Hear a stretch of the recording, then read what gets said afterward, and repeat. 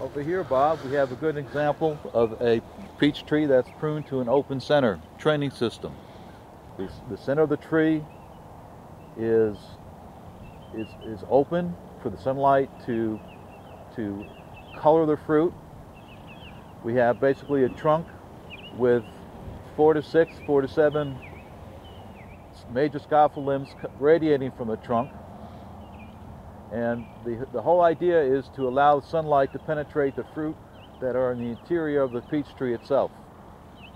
So if we didn't open up that center and we had a branch up in the middle, it's going to shade the rest of the tree, and that's not what we want in the case of a peach or nectarine. And this one certainly has accomplished an open center for us. How long would we expect a peach or a nectarine tree of these current varieties, how long would we expect them to live here in Florida? Florida is a very difficult climate for the peach trees. They succumb to a lot of insect and disease pressures and to nematodes. Basically, an orchard that's 10 to 12 years old is an old orchard. It's very important to pick the right rootstock. In this case, a nematode-resistant rootstock such as Nemagard or Florida Guard. But we're developing new varieties so quickly that after 10 years, when the peach trees are about dead or already dead, we have better varieties for the grower to try.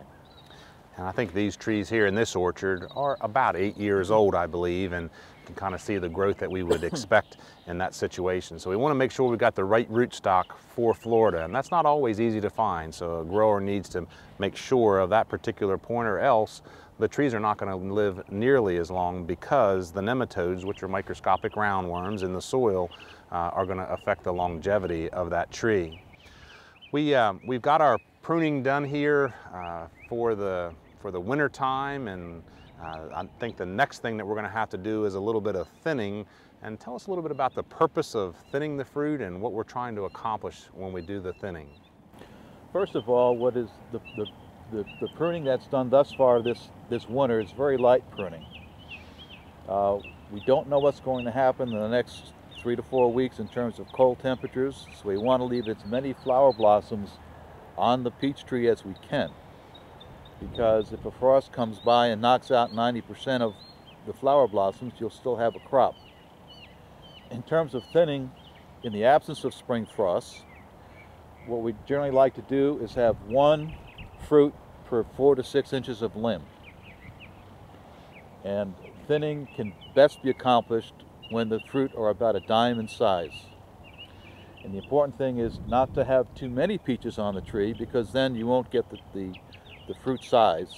So there's a general rule that we go by is one fruit per every 4 to 6 inches of limb. Okay, and everybody wants those big peaches, and I know in years past when we've done a little bit of thinning work here, if we leave too many fruit on the tree, they're just small and not nearly as attractive.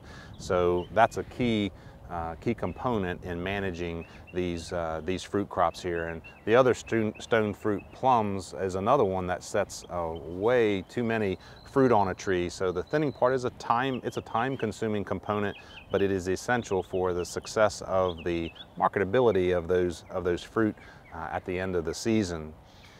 I know tonight they're forecasting temperatures down into the 20s, and we've got an ability here to freeze protect overnight tonight by running irrigation sprinklers in this entire orchard. So probably in the morning, tomorrow morning, this whole orchard is going to be full of ice to protect these young fruit that have formed. A lot of the flowers are already past that point in a very susceptible stage of growth tonight for freeze protection. Yeah, the flowers that are full bloom or just after petal fall will withstand about 28 degrees, below which they'll die. With the application of irrigation water, if enough water is put on the tree, the tree itself will not drop below 32 degrees, and you can save your crop. In the tight bud stage, and there's not too many examples with this particular variety, but other particular varieties that have a higher chilling, the peach tree can stand down to about 20 degrees when the bud is still tight. But now that it's open, we have to be very careful not to allow freeze damage to occur.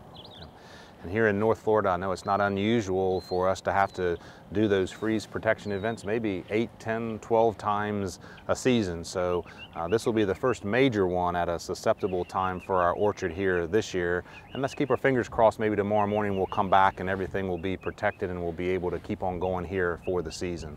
So Pete, thank you very much for those timely tips and cultural practice suggestions to help us get off to the right foot here in the season with our stone fruit. Thank you very much. Thank you, Bob.